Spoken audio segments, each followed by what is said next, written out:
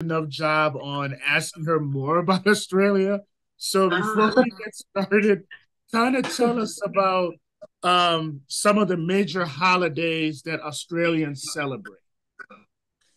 holidays. There's a few of them. There's like the Queen's birthday. Well, everyone just has the day off as normal.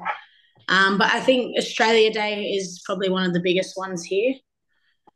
Pretty sure Australia Day, yeah, like that's different to everyone to other countries. Um, and what else? Probably yeah, like New Year's Eve as well. Okay. Australia Day. Yeah. There's not too many, to be honest, I don't think. But Is yeah, Christmas a just big deal in Australia? Christmas. Yeah, Christmas is still big, yeah. Uh, Like we still celebrate Halloween and things, but it's not as big as over in America like you guys. really? You guys celebrate Yeah. Halloween in Australia? Yeah, they do. Oh, Like they wow. have the kids in the street, going and trick or treating at the What? doors. Yeah. So they still do that, yeah. And it just depends who wants to have a party at their house. Sometimes they say, "Oh, Halloween party," or it just depends. Awesome. Yeah, Oh, wow. Okay, well, we learned something new. I did not know that. you Okay. didn't know that. Yeah, they do celebrate it too. What breed of dog is that? Oh, you can see him. Yeah, he's a French bulldog. Oh, French Bulldog. So Yeah, yeah, in the United States right now, yeah. French Bulldogs have gotten so popular that they're like the most stolen dog. Oh, So it's really? expensive to own a French Wow. Bulldog right now. Yeah, no, it is. I was actually very lucky to have him because I recently, well, about 6 months ago, I had my ACL surgery. So yeah, I'm just on the mend from it now, and doing all my rehab still and strength sessions. But yeah, I got him literally not long after my surgery, so he's been really good company for me. Yeah, Excellent. Excellent. and yeah, my friend actually gave me him, so I was lucky uh, because he went off to the army, so he wasn't able to Take care of take care of him. Yeah, yeah. So it was good. I didn't have to pay anything. now with your whole rehab process. So a lot of our guests, have typically been like basketball players, track and field, Yeah. athletics. Now, with you being a fighter, how does ACL rehab look like for you? Well, it's a lot mainly just to do with the strength. So trying to regain your strength back, because I use and it depends what you use. So what graft you use. So for mine, I used my hamstring graft, the hamstring, and then they like reattached it in the middle of your knee, like the ligament inside your knee. That's the one that they use for it. And they also, it's a new thing now. They added like an extra part on the side, like Oh, of my knee. Yeah. So there's like some pretty big scars on the side of my knee now, and then one on the bottom, and then two keyhole little cuts there. But for the yeah, in terms of the rehab, it's just like I'm going. My routine is I go do my strength three times a week now. So yeah, it's pretty consistent. I make sure that I go, because this is my main focus to try and get back my strength, or else I won't be able to box properly.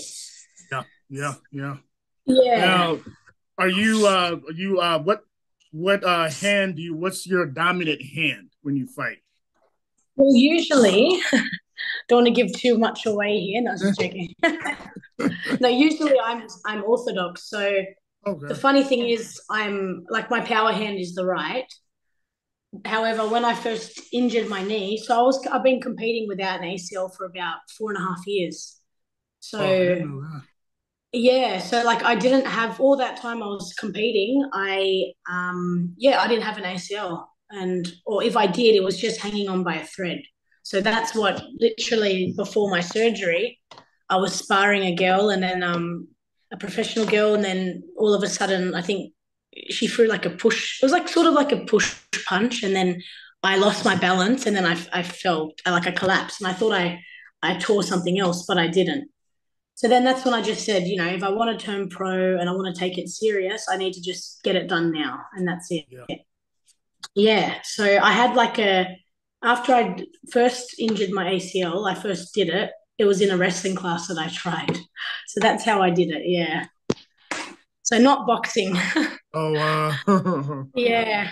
And and then I took like a year layoff of practicing. So that's what I was going to say. Yeah, I took a year like off where I didn't compete, and I practiced southpaw instead. So it did help. And then I found that it just took the pressure off my knee instead of standing in orthodox stance. And then now, actually, this time around, once I've done my surgery, once I just did the surgery, I feel more comfortable at the moment southpaw. So yeah, it's I'm not really sure what I'll come back as, or I might just switch, in between. I don't know. and I wouldn't be surprised if it makes you even more of a well-rounded fighter. Um, Yeah, so the city in the U.S. that I grew up in, it's called Detroit, and for like yeah, 30 or 40 straight years, Detroit had a famous boxing gym. It was world renowned. It was called the Kronk Gym, Kronk, and it produced hundreds. I mean, hundreds of world class fighters. So I always heard stories about how some of the fighters they got injuries early on in their careers, and it forced them to adjust their yeah, approach and their style and made them more well rounded. yeah, yeah. No, I believe that. That's good.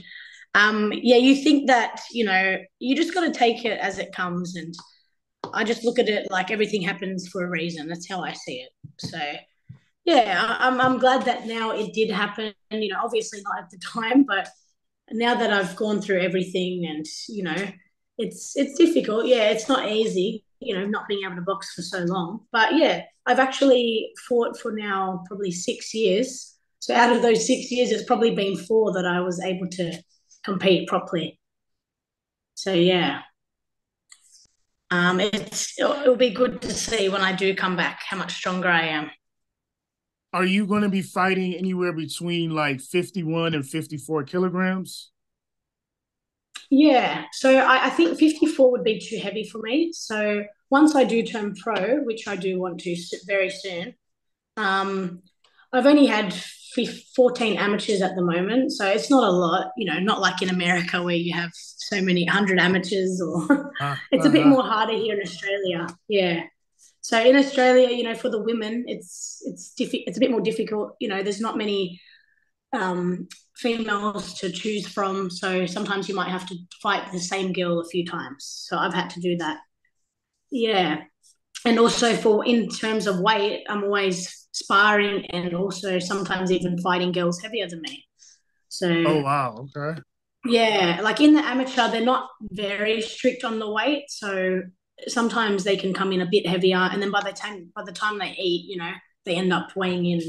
They'll end up being a lot more heavier than you. Yeah, Oh, that's just how it works. oh, Yeah, so like I've oh, actually when I first started my amateur career, I entered in the 54 division, but then I actually never could weigh in at that weight. Like I never oh wow. was 54. Yeah, so I would weigh in just under all the time. So like 53, that would be the heaviest I could get to. So then over time, I realized that these girls are too big for me. So then I went down to the 51 division, which wasn't even a cut for me because I walk around naturally like 53 Oh, your kilos natural or body weight. Okay. yeah, like close to my fight weight, I would walk around.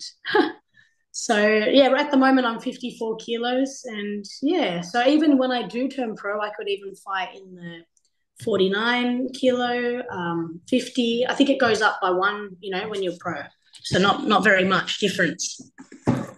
So no, it'll be good, to just fight lighter and then see how I go, and then I could go a bit heavier each time. But I think yeah, the 53 bantamweight that will be too heavy for me. Okay. It makes sense. As Yeah. far as nationality, are you just strictly Australian, or are you mixed with other ethnic groups? Yeah, I do have a different, like I was born here in Australia, but my dad was born, no, my dad's born here as well, but his background is Maltese. So Oh both wow. his parents were born in Malta, yeah. Do you know what Malta is? It's I think Mediterranean, not too far from it's Italy and Spain, I think. Yeah, that's it. Yeah, it's a tiny little dot on the map, and yeah, you can travel it in one day. And yeah, there is a lot of Maltese people actually here in Australia. Really? Um, yeah, there's a lot. I think there's more here than in Malta. Yeah, and who else? I think, do you know Michael Zarafa? He's Maltese. He's an Australian boxer. He's not Italian? Oh, he's actually Maltese, huh? No, he's Maltese. Yeah. Okay. So there's a few Mm. Maltese fighters actually, and and then yeah. Anyway, so then my mum was born in New Zealand, and yeah, her dad. So my granddad, he's from England, Liverpool. So I've got a bit of Oh, English in wow. me Yeah, too. mixture. Okay. Yeah, and I think somewhere down the line, my nan, her parents has some Irish in her, so a bit of a mix. But you would like represent Australia at the pro level though. Yeah. I Okay. will. From Australia. Even if I did one, I could. I was just thinking when I do turn pro, I could potentially, go for my England passport, the Okay. UK passport. Yeah, just because my pop was born there, and I do have some English in me, so it Yeah. could. Yeah. What does your typical diet look like now as you're recovering from your ACL injury? Is it the same as pre-injury, or did your diet change up a little bit?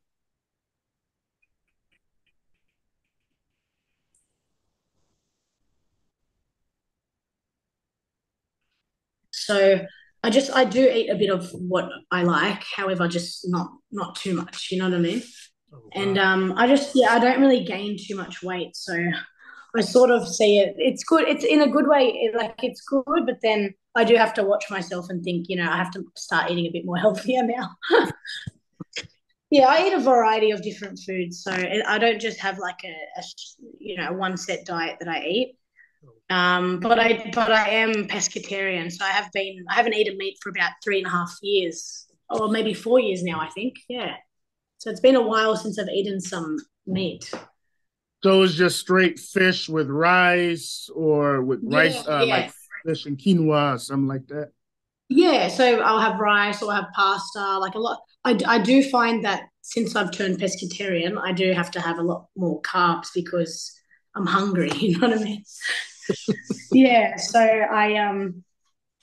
I have fish, yeah, a bit of different, prawns sometimes, a bit of a mix. I'm starting to like seafood more. At the start, I wasn't a big seafood fan, but yeah, I have to be if I'm pescatarian. Yeah, Makes sense. For yeah, like supplements and nutrition, I know like here in the United States, a lot of athletes on my side of the world, they're big on three things: whey protein powder, um, yeah. creatine monohydrate, and BCAAs or amino acids. Is that similar on your side of the world for supplements? For supplements, yes. Like a lot of Australians do like their supplements, especially if they're, go to the gym and they're into the weights a lot. But in terms of like fighters and athletes, it's just each to their own. So a lot of fighters, some do take a lot of supplements, and then I know a lot that don't take much. Like for me, I don't take many supplements, to be honest. Maybe I should be taking more, but I don't see a dietitian or anyone. So I think once I turn pro, that's my next approach. What I'll be doing, just to make sure that I have all my diet down pack, and then yeah, all the right nutrients in me. What advice Because would yeah, the most that I'll have